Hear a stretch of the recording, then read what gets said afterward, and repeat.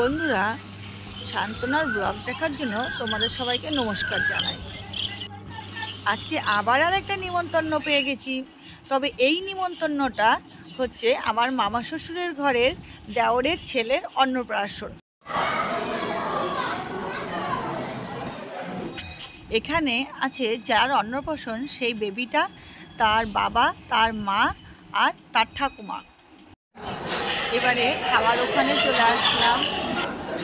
এসে দেখি আমার বাপের বাড়ির কিছু চেনা মানুষের সাথে দেখা হয়ে আমার মনটা খুব ভালো হয়ে গেল।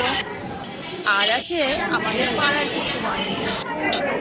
তারপরে একটু সবার সঙ্গে কথাবার্তা বললাম, বেবিকে একটু বলে দিলাম, একটু এদিকে ওদিকে দেখলাম সব কিছু কেমন হয়েছে আয়োজনটা।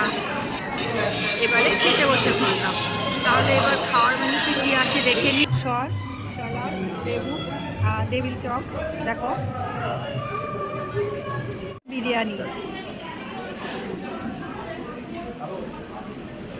সাদা ভাত আর চিকেন কষা। দেখো চিকেনটা দারুণ হয়েছে দেখতে। আমের চাটনি আর লস্যম চপ, রসগোল্লা।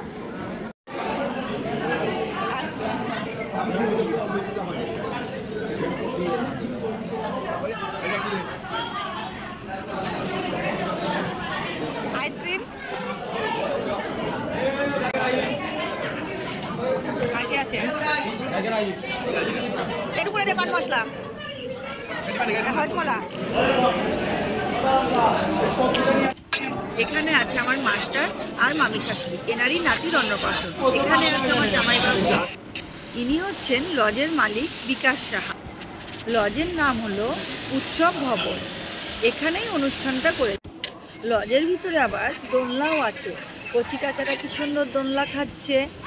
চারিদিকটা ঘুরে ফিরে দেখলাম, লজটা খুব ভালোই লাগলো। সবার সাথে একটু আনন্দও করলাম, খুব ভালোও লাগলো। এখানে আবার দেখো একটা কারি পাতা গাছও আছে, খুব সুন্দর দেখতে।